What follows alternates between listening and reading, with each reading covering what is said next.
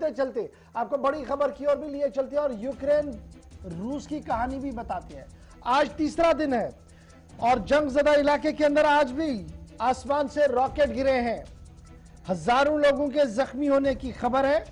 इस बीच आज तीसरे दिन यूक्रेन के कई इलाकों के अंदर इंटरनेट में भी खलल पड़ गया है। रूसी अफवाज दम बदम आगे बढ़ने की कोशिश में है और इस बीच चेचन्या ने भी ऐलान कर दिया है, चेचन्या की आर्मी भी रूस के साथ मिलकर यूक्रेन के अंदर ऑपरेशन चला सकती है, इस तरीके की बात आ रही है। और आज कीव हो, दीगर इलाके हो, वो दिन भर सायरन की आवाज से गूंजते रहे।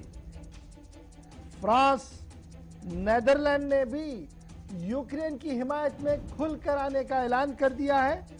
और मॉस्को के अंदर अभी तक की सबसे बड़ी खबर यह कि यूक्रेन की एम्बेसी ने अपना कामकाज बंद करके वापस आने का सिलसिला शुरू किया है। इधर भारत के जो तलबा यूक्रेन के अंदर जेर तालीम है, उनकी वापसी के सिलसिले में भी प्रोग्राम चॉट आउट किया गया है। मुख्तलिफ पड़ोसी मुल्कों से उनकी बहिफाजत वापसी को यकीनी बनाया जा रहा है। और अभी की ताज़ा खबर यह है कि कैबिनेट कमेटी ऑन सिक्योरिटी का भी इजलास हुआ है, जिसमें वजीर आज़म ने मौजूदा सूरत हाल पर तशवीश का इजहार तो किया ही है, लेकिन शहरियों की हिफाजत को यकीनी बनाया जाए, इस सिलसिले में भी कदम उठाए गए। रहमत कलीम फॉरेन डेस्क के मेरे साथ। रहमत, ताज़ा तरीन अपडेट क्या कुछ है रूस और यूक्रेन को लेकर, और क्या यह कहीं पर अब थमता हुआ नजर आ रहा है?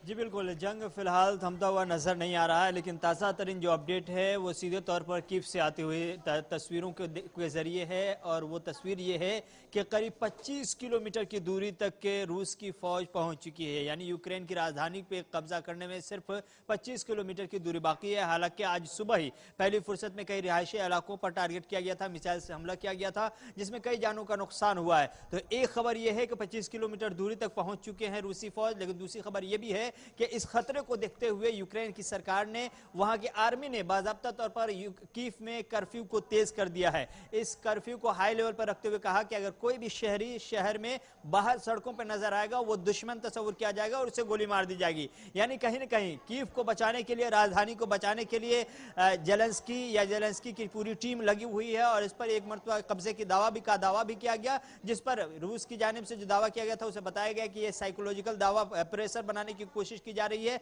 तो रूसी मीडिया कई तरह के साइकोलॉजिकल प्रेशर बनाने की कोशिश कर रही है। उसमें से एक दावा यह भी था कि यूक्रेन के जो प्रेसिडेंट हैं वो बाकायदा तौर पर कीव छोड़कर निकल गए हैं। इस दावे को बाद में जाकर मुस्तरद कर दिया इंग्लैंड की मीडिया ने और खुद यूक्रेन के सदर के मुशीर ने। और इसके अलावा अगर देखें तो 6 से ज्यादा ममालिक ऐसे हैं जिन ममालिक ने अब तक के यूक्रेन के ऊपर, रूस के ऊपर एयर स्पेस के इस्तेमाल पर पाबंदी लगा दी है। यूरोपीय यूनियन हो, अमेरिका हो या यूएन हो, इन तमाम की पाबंदियों के बीच अभी इस वक्त जो सबसे बड़ी पाबंदी है वो यही है कि बैंकिंग निजाम जो है, स्विफ्ट जिसको कहते हैं, उसके जरिए हो सकता है कहीं ना कहीं रूस को घेरने की कोशिश की जाएगी। क्योंकि इसके लिए बाकायदा तौर पर एक रोड मैप तैयार किया जा रहा है, किस तरह से बिजनेस के मॉडल में जो पेमेंट का एक सिस्टम है पूरी दुनिया में जो चलता है, स्विफ्ट पेमेंट, उस ट्रांजेक्शन के रोल को कहीं ना कहीं यूक्रेन के लिए, रूस के लिए बंद कर दिया जा सकता है, जिसकी वजह से और मुश्किलात में इजाफा हो सकता है। अच्छा जी रहमत, ये बड़ा इंपॉर्टेंट है। मैं अभी देख रहा हूं कि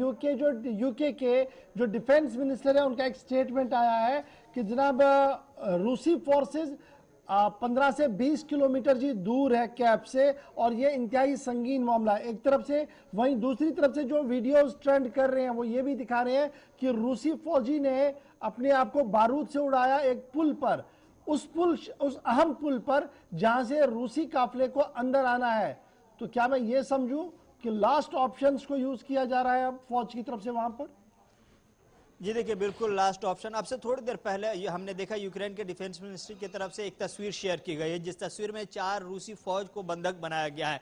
तो जो भी तरीके हो सकते हैं, क्योंकि इसीलिए कर्फ्यू को टाइट किया गया कि किसी भी तरह से राजधानी को बचाना है। और राजधानी को बचाने के लिए एक तरफ जहां चारों कोनों पर या चारों समत में कीव के फौज की बड़ी तादाद तैनात है, हथियार तैनात है, वहीं दूसरी जाने हम देख रहे हैं कि शहर के अंदर जगह जगह पर एक तो आम शहरी बंकर बना के छुपे हुए हैं, दूसरा एक फौज के भी बंकर बनाए गए हैं, ताकि ताकि इमरजेंसी की सूरत हाल में वहां से अटैक करके किसी भी तरह से रूसी फौज को रोका जा सके। तो अब बात सिर्फ आ गई है कीव तक के, चूंकि अगर कीव पर कब्जा कर लिया जाता है तो फिर ये यूक्रेन पूरी तरह से खत्म हो जाएगा, यानी अच्छा जी, कब्जे में आ रहमत जाएगा। फटाफट से बताइएगा, जो तलबा वहां पर है, हम देख रहे हैं कि मुख्तलिफ मुल्कों के तलबा वहां पर जेर तालीम है, पाकिस्तान निकालने की कोशिश में है, दीगर लोग भी अपने अपने लोगों को निकालने की कोशिश में है, चूंकि नो फ्लाई जोन एरिया बहुत है। इस बीच भी कोशिशें की जा रही है और अभी भी खबर यह है कि एक और फ्लाइट जो है जो पास की रियासत से नौजवानों को उठाकर ले रही है। तो क्या मैं ये समझूं कि जो अंदर है वो बॉर्डर एरियाज तक पहुंचने में कामयाब हुए, जिसके बाद ये फैसिलिटेशन चल रही है वहां पर? जी बिल्कुल, उन्हें पहले ही एडवाइजरी जारी करके कहा गया था कि आप निकलें। उन्हें रास्ता भी, रोड मैप भी तैयार कर दिया गया था कि किस किस रास्ते से निकलने, गाड़ी कहां से मिलेगी और अपनी गाड़ी पर किस तरह से बड़ा सा हिंदुस्तान का फ्लैग लगाने हैं और किस तरह से बाकायदा तौर पर हाथ में फ्लैग लिए रखना है ताकि आपको सेफ रखा जा सके, आपको किसी भी तरह से निशाना न बनाया जा सके। बड़े पैमाने पर देर से ही सही लेकिन हिंदुस्तानी शहरियों को और खासतौर से स्टूडेंट को निकालने का सिलसिला शुरू हुआ है। एक फ्लाइट निकल चुकी है, बुदापेस्ट से हंगरी से होते हुए जस्ट क्रॉस की है। दूसरी फ्लाइट भी कल सुबह तक आ सकती है, ऐसी खबरें हैं। लेकिन यह है कि हंगामी सतह पर अब जाकर के ये कार्रवाई शुरू हुई है, जिस कार्रवाई को पहले होनी चाहिए थी। लेकिन यह है, देर आए दुरुस्त आए, तब तक के हिंदुस्तानी शहरी का किसी भी किस्म से नुकसान नहीं हुआ है। यह और बात है कि मुश्किल सूरत हाल में बचाने की जो कोशिशें हैं वो देर से शुरू की गई, लेकिन कोशिश कामयाब नजर आ रही है, क्योंकि कई ऐसे रोड मैप तैयार किए गए हैं, फ्लाई जोन तैयार किए गए हैं जहां से आसानी के साथ इन्हें निकालने का काम चल रहा है। कई फ्लाइट्स भी एयर इंडिया की सर्विस वहां पर शुरू की गई है और इसमें न सिर्फ हंगरी हो बल्कि कई और छोटे ममालिक हैं जहां से फ्लाई जोन बहुत आसानी के साथ दूसरे मुल्कों से होते हुए हिंदुस्तान के रास्ते आ सकता है। उन ममालिक के मदद से रोड मैप तैयार करके ये खाका तैयार किया गया है। और अच्छा जी, ये भी खबर आ रही है कि रूस ने भी अपना एयर स्पेस जो है वो बंद कर दिया है बहुत सारे मुल्कों के लिए, स्पेशली यूरोपियन यूनियन के मुल्कों के लिए जिन्होंने बैन में पेश रहे हैं। तो उन्होंने भी कहा कि जनाब आप हमारे यहाँ से नहीं चलेंगे। कई मुल्कों पर एयर बैन लगा दिया गया, एयर स्पेस पर बैन कर दिया गया है। जी बिल्कुल, रूस ने एक टेक्निकल हथकंडा अपनाया है, हथियार अपनाया है और वो ये है कि क्योंकि रूस का एरिया बड़ा है, एयर स्पेस बड़ा है और उसने जो पाबंदी लगाई है उसका फायदा सीधे तौर पर रूस को होगा, क्योंकि उस पूरे एयर स्पेस को अगर इस्तेमाल किया जा सकता तो बहुत आसानी से कंट्रोल किया जा सकता था या फिर सरेंडर कराने, पीछे हटाने में मदद मिल सकती थी। लेकिन रूस ने कबल अज वक्त, यानी ऐसा कह सकते कि एन वक्त पर यह चाल चली कि उन्होंने अपने एयर स्पेस को नो फ्लाई जोन करार दिया और इसकी वजह से जो नेटो की फोर्सेज आसपास मंडला रही है या फिर अमेरिकन फोर्सेज है या फिर फ्रांस से जो हथियार लेकर के फोर्सेज आई है, उन तमाम के लिए हवाई सफर या हवा से हमला करना या हवा से टारगेट करना किसी भी नाहिए से आसान नहीं होगा, क्योंकि इस एरिया में सिर्फ जिस इलाके में ये लोग पहुंचे हैं वो यूक्रेन का एक बहुत ही मुख्तसर सा सरहदी इलाका है, बहुत ही मुख्तसर फ्लाई जोन है या एयर स्पेस है। लेकिन अगर आसपास के ममालिक, चूंकि दूसरे हिस्से पर बेलारूस है, उसने भी अपने फ्लाई जोन को, एयर स्पेस को बंद कर रखा है, तो मुश्किल दूसरे ममालिक के लिए रूस को टैकल करना इसलिए भी ऊपर से मुश्किल हो जाएगा, क्योंकि फ्लाई जोन जो है वो बहुत ही कम है, स्पेस बहुत ही कम है, यूक्रेन का हिस्सा है। और बहुत शुक्रिया रहमत कलीम हमारे साथ ज्वाइन करने के लिए। इस बीच आपको ये भी बताते चले, जब लड़ाइयां होती है ना तो बड़े मुल्क भी सामने आते हैं। अमेरिका की बात तो अपनी जगह, लेकिन पोलैंड भी सामने आया है और पोलैंड के सफीर बराए हिंद की तरफ से ये साफ कर दिया गया है कि यूक्रेन क्राइसिस को देखते हुए यूरोपियन कंट्रीज को सपोर्ट करना चाहिए जी यूक्रेन का। और सपोर्ट क्या करना है, पैसा नहीं देना जी, हथियार दे दीजिए वहां के लोगों को ताकि वो रूसियों को वहां पर रोक